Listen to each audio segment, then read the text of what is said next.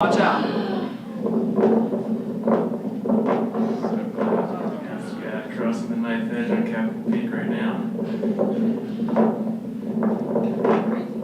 That's the wind. That's the wind, yeah. That's the wind in the background, yeah. Pretty exposed. Yeah.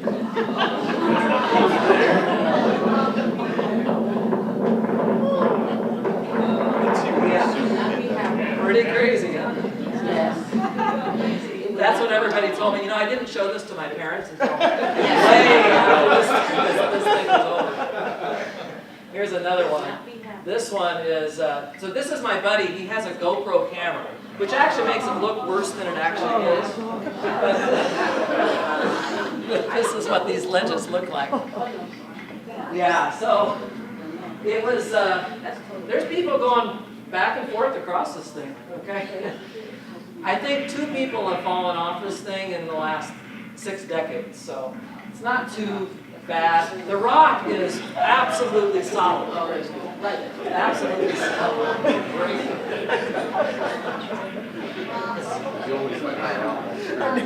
Anybody want to go hiking with me? Does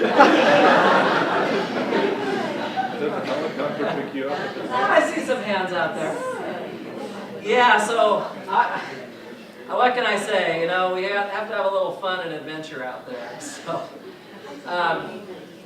it was a big challenge.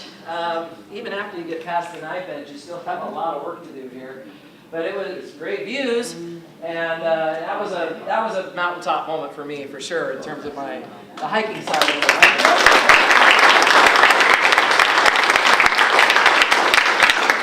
Don't applaud too early. I did one hike where I got to the top of the mountain, and then everything fell apart on the way down.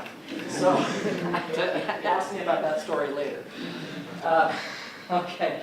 So anyway, these good projects. This was a good project. It has evolved for me from just climbing mountains outside my window in Rocky Mountain National Park to going all over the whole state climbing some of the hardest mountains I've ever climbed before. But in mathematics, it's also important that we come up with projects that can evolve. So you can start off with, gosh, what a simple sounding question. Does something have a square root? Okay, I think hopefully everybody has punched that button on a calculator somewhere, the square root button, right? So you can take a number like 25 and say, does that have a square root? Well, I hope everybody would say, yes, there's a square root, it's called 5. All right, but then you come to something like 18 and you already are in a dilemma because, does 18 have a square root? It kind of depends on what set of numbers you are going to work in. So this is a little hard to read here, sorry. It says, in a given set of numbers, does something have a square root? So if we say whole numbers, well then no, 18 would not have a whole number square root. But if we go over and allow ourselves to use decimals, real numbers, well now I can come up with an approximation of about 4.24. Okay, so it depends on what world we're working in here. And we can try any number of different examples. -4 is an interesting one. It doesn't have the square root in the real numbers or the whole numbers. Well, then, therefore, it makes sense to talk about another set where the number does have a square root, the complex numbers. Some of you might be familiar with this symbol I right here. It's a little hard to read, I know. That's just the square root of -1 is I. And so I squared is -1, and so -4 will have a square root, which is 2i. Okay, so you can keep doing this, and there's no reason you have to stick to very familiar sets of numbers. We can ask these kinds of questions in other more abstract contexts. So we've all done clock arithmetic. If it's 11 o'clock right now, and I say, well, what time is it 4 hours from now? I hope you're going to tell me it'll be 3 o'clock. You just did clock arithmetic. You wrapped the numbers back around, start basically no number bigger than 12. You'd go back to 1, 2, and 3 again. So in the clock world, you can also talk about finding square roots of various elements. Okay? And you know, you can follow this up with a number of extensions. It can evolve in a number of ways. How many square roots does each of these numbers have? And what about cubed roots or fourth roots or so on? There's lots of ways to extend this very simple question. In my case, I'm an algebraist. I've spent my life studying various algebraic structures, and it makes sense for someone like me to ask about the same question in my world, which is the abstract algebraic world. Do there exist conditions for an element to possess a Kth root? That's an easy to understand question. I have given it to many different students, and don't read this whole slide, it's a lot of information, but the white stuff is just the different contexts that I have studied this problem with students. And the underneath there are a number of the students who have come up with publications and gone to national meetings and presented this work in national research journals for undergraduate research.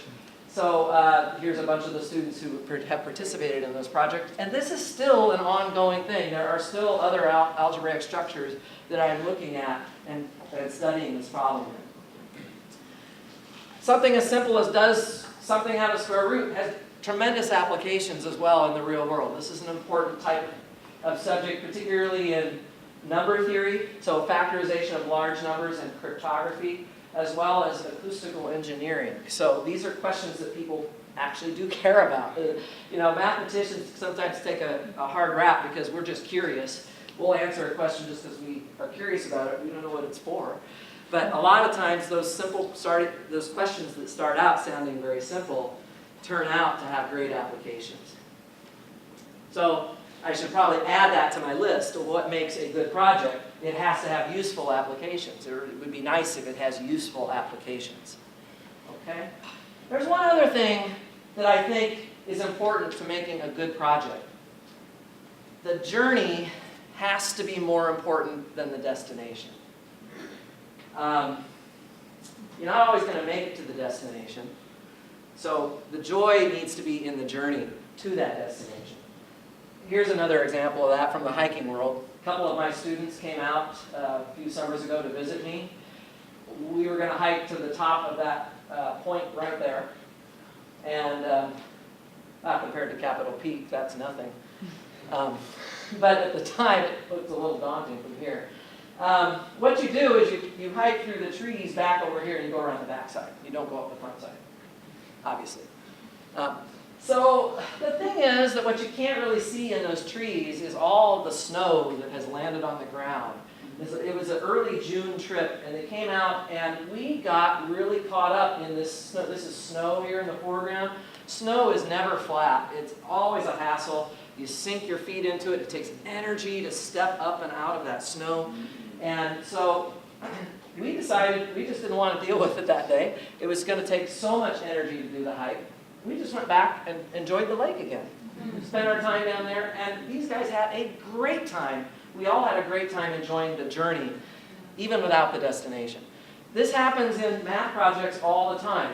You know, it's not the final answer that really matters, is it? It's the process of getting to that final answer that we want to care about. Here's an example of a question. How many stars have 1,000 points? Well, it's easy to look at simple examples. Everybody knows what a star is. You can draw a picture of a 5-pointed star there. For my purposes, I'm going to draw my stars inside of circles and define a star such that you have to have equally spaced points around the edge of the circle, and you have to connect the lines in certain ways so the edges cross and so on.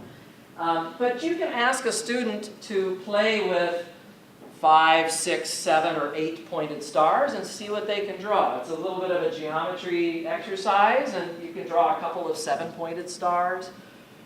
Turns out there's no 6-pointed stars. One of the rules is it has to be a connected shape.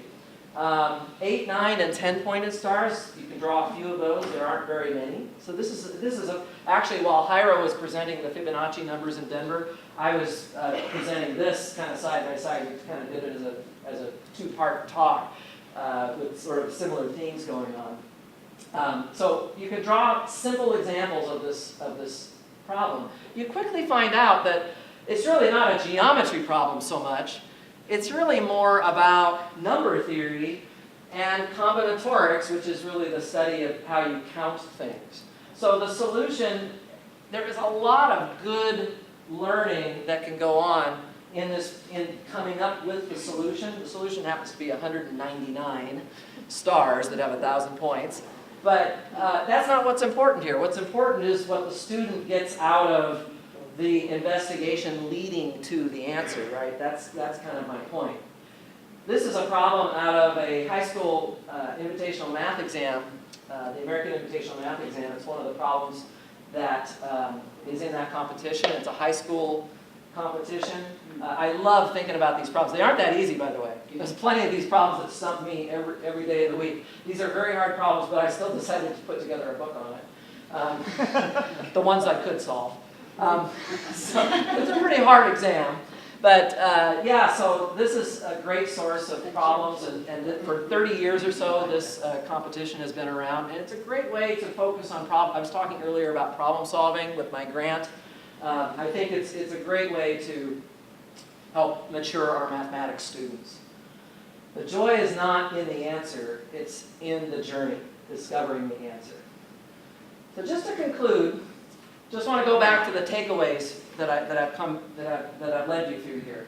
Creating those mountaintop moments, those aha moments, really starts with time is love. Putting our time into our students. Support communities, having those soft edge skills that make people comfortable working with us, and coming up with good projects for our students. These are just some of the things. I'm sure you guys can think of many other ways to facilitate mountaintop moments for your students. So just 3 final takeaways from this that I just want to mention, kind of a little bit of an inspirational piece. Life is too short to do anything except what you're passionate about. I have been so fortunate at Cal State Fullerton to wake up every day passionate about seeing my students, teaching my classes, and working with them on research projects. Here's another guy who's just as passionate, Sam Becerra, his first cohort of statistics students for a class that he created on the final day of the semester. And we all have those kind of moments with, I just have so many pictures of wonderful experiences in the classroom with students. So I'm very fortunate. I consider myself very lucky to be engaged in this profession here. It's also important to take journeys that go beyond your comfort zone. It's very easy to just stay in a comfortable situation. This is true out in the mountains. 98% of the people that come to Rocky Mountain National Park never go more than a mile from the road. So guess what happens? They end up in an elk jam. This is what happens. I'm trying to get home because I see this every day. But all the visitors are coming in, pulling out their cameras, walking up the road because they want to get a picture of this big guy coming across the street. What I would rather see people do when they come out and visit me in Colorado is this. Get away from the traffic. Get away from what everybody else is doing. Come explore the backcountry. Face a challenge that maybe you didn't think that you could overcome. Take a tough hike with a hike master to some new place that you're excited about. So I enjoy taking people on this journey beyond their comfort zone every summer. But I also enjoy doing it the rest of the year here at Cal State Fullerton too. Let's get out of those desks. We don't want to just sit in these desks all the time. Let's become active learners. Let's go up to the board. Let's work in groups. Let's teamwork. This is the sort of thing that a lot of us do in our classes, and I think it's so incredibly important. There's a group of folks that came and took the next step and did independent study with me for a semester on some more advanced math that they're not going to get in the regular curriculum. As I said before, going to conferences, I've had so many opportunities to travel with these students to different places around the country. Here's Dr. Jamshidian working with